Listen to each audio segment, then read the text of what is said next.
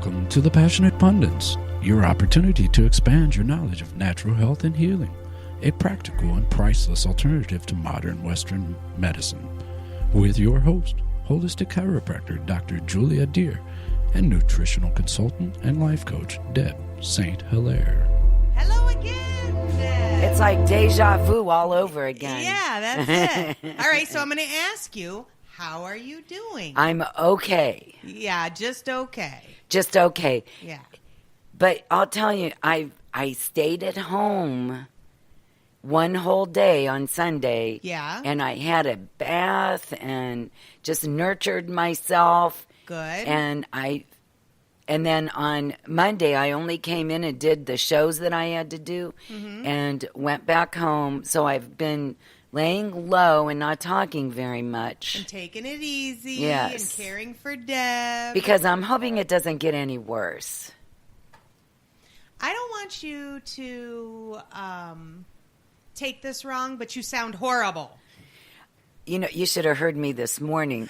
My friend called me before I had talked or had any coffee or anything, and I could hardly get anything out. It was like, oh my gosh. So this is an improvement? This is so much better, yes. Oh my goodness. How many people have lost their voice so far this year? I have. I've done it a couple times. I don't think it's all necessarily to do with illness. I think some of it is congestion. Some of it is the weather. You know, it kind of makes us have a deeper resonance to our voice. It kind of makes things scratchy. I feel like it does anyway. And then you get that congestion bubbling up, you know. So it's not necessarily that you're ill.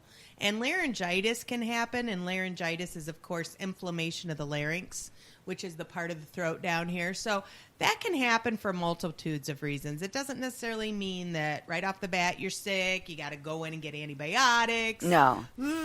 I don't like antibiotics. I've been taking essential oils and putting it in the diffuser, and I really upped my vitamin C and taking all your good for me. Yes. That's what I call them. Yeah. Taking all your good for me. It's so super important. It is so important. And, because of my thalassemia, I get stuff. But I usually don't get it as badly as most people, as long as I'm taking my vitamins and stuff. I think that not everybody... Can you hear me? Sorry. I think that not everybody who's watching knows what thalassemia is. So will you just say once again, because I know I ask you that every time you bring it up. It's Mediterranean anemia. It's a hereditary anemia that's uniron treatable, and makes life difficult. Yeah, a little bit. But you just have to learn to live with it. It's like anything else.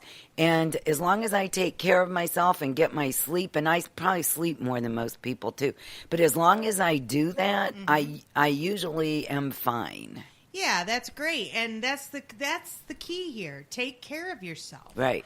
That really kind of leads me into my topic this week.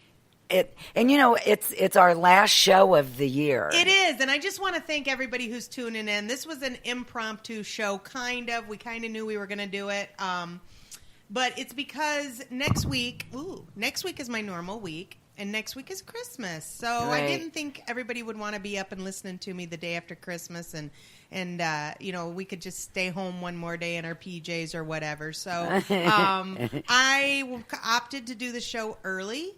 And then we'll start again in January on the 2nd and the 4th Tuesday. Right. So, at noon. So, today's just special. So, I'm glad you're all with me. Thank you for coming. I'm glad you're with me. Aw, I'm so glad you're with me, Deb. Thank you. Super glad. So what is our subject today? Okay, so last week we were talking about Christmas. Your topic was, what do you do, at Christmas season? Or it was something along those lines, Like self-care. Self-care. During the holidays, yep. And I said that was actually my topic. That was going to be my topic for this week. So this week, I'm changing it up a little bit. I still want to talk about Christmas because not everybody celebrates the Christmas, and I understand that. But let's talk about the holiday season. Let's talk about, memories of our past, things that were good that we remember, things that maybe weren't so good. But one thing that I really want to talk about today is self-love and remembering yourself this time of year, because a lot of people are thinking of everybody else. And I don't know if you're like me, you have a huge list and you've got all these people that you want to thank and you want to express love to, and you want to let them know that they are, super important in your life, and you don't know where to begin. And I'm going to tell you where to begin. It begins right here. It does. You have to take care of yourself. You have to show yourself self-love. And if you're getting overburdened or overwhelmed with thinking about doing for others this holiday season, you need to just stop. Just stop it. Take a moment. Stop it. Just stop it. Take a moment. Put some attention on yourself. Give yourself some love. Okay? So that's basically, but it's kind of everything I was going to talk about, except for the fact that I don't even think people truly understand what unconditional love is. So I want to talk about that, because unconditional love is something that is completely misunderstood, if you ask me. What do you think? What's your definition of unconditional love, Deb? My definition of unconditional love is the love that you have for a child. It's the purest form, because you love them no matter what. Mm-hmm. Does everybody love their child no matter what, though? Most mothers do. You would like to think. I would like to think. You would like to think. But in reality, in my world, that's not really the case. I mean, in Deb world, yeah, it's true. Okay. Deb world is awesome as far as mamas go. Not all of us were so lucky. I did not have a loving mother. I did not have a mother who could express love. Did she love you inside the best she could? Yes. That's a perfect way of stating it. The best she could. Because she didn't understand and she didn't know. And I don't have blame towards her. It did start a whole host of weird belief systems, though, for me. As a child. Interesting. So, for example, one of the best ways that I could get some attention and get love as a child was to do something for her. Like if I went out of my way and I did something, I cleaned the house real good or something, I would get that momentary, brief interaction with her that was like, oh, good job, give me a hug and a kiss. No, never mind. Oh, good job. That was it? That's about it. Maybe a little squeeze on the shoulder. Okay, go watch TV.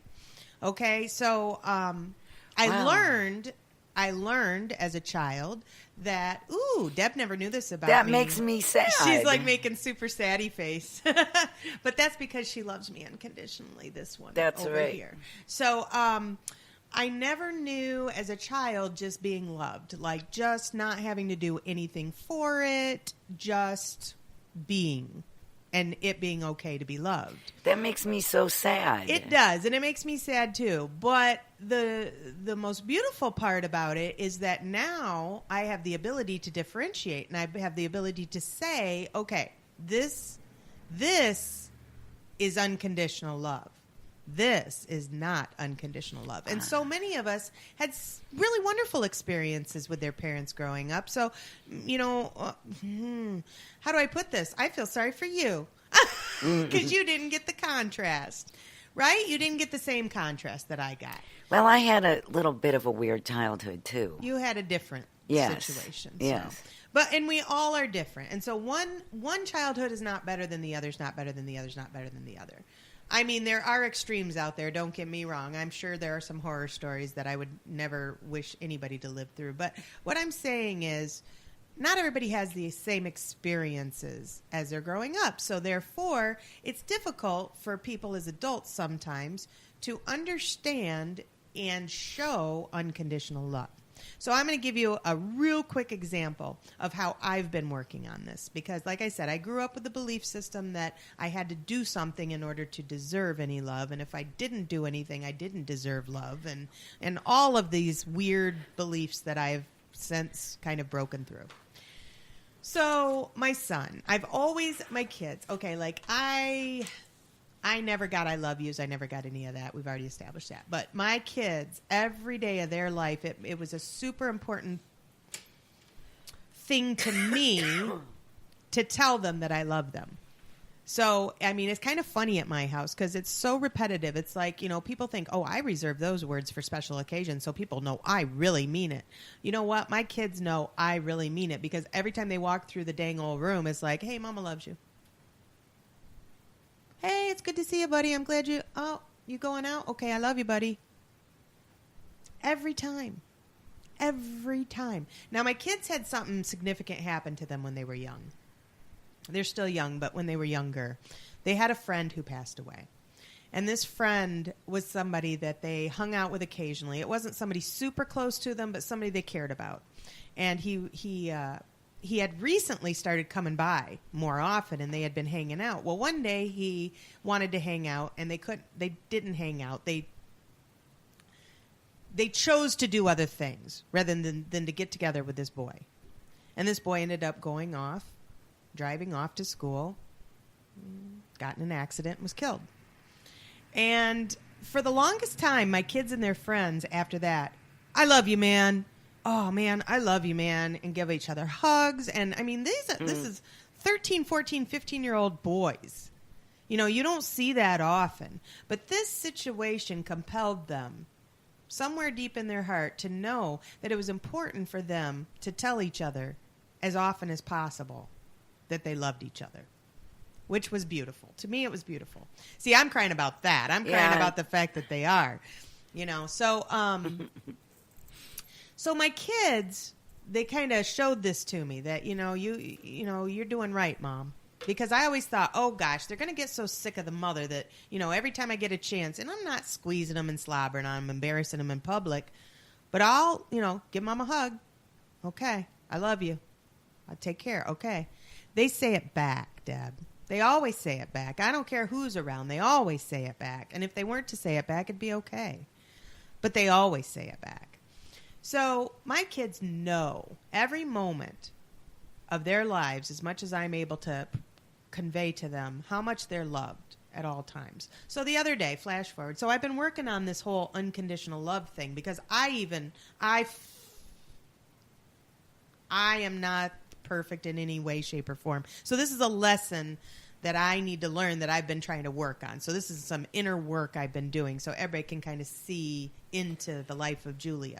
All right, so the other day we were moving my stuff into my office. Remember at my office? My Bay City office opened back up, people. Yay! I've seen a few patients. It's been lovely. I'm happy. Okay, so we went over there to move all the stuff in. I got my kids up super early. They were super nice about it. I'm like, hey, I know I didn't give you any heads up, but I need your help. I need you to get up. I need you to get dressed. I need you to come down, help me. No problem. They did it. They were a little grumpy just because they were tired, but they did it. We get over to the office, and everybody's being really cool and really helpful. And my middle son, goes to pick up this piece of furniture that was left there by another tenant. They just kind of left it in my space while I wasn't there for storage. So I asked my son to move it. And my son's a big kid, strong. And so he goes to pick it up, and it's right next to the wall, so he kind of gashes a little into the wall, No biggie. And so then he goes and he walks it over and he starts to set it down, and he sets it down. He kind of falls a little and it drops a little because it's really heavy, and the corner sticks into the wall and makes a hole. And he puts it down and he's like, oh, Mom, look what I did. I'm so sorry. I said, it's okay. He said, what? I said, it's okay. It's a little hole in the wall. I'll fix it. It's okay. It'll be fine. Don't worry about it. Thank you for helping. Thank you for being here for me when I asked you to be. I really appreciate that. I love you so much.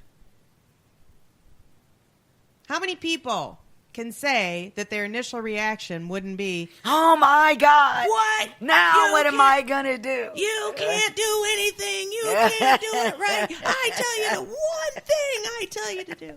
Right? That's what my family would have done. My family would have flipped out. My mom would have flipped. She would have flipped her lid. Huh. And I chose because I felt that. I felt that for a split second. I felt the, now I got to deal with. You want to know what's most important in that whole story? That he helped you. That he helped you, but even more important,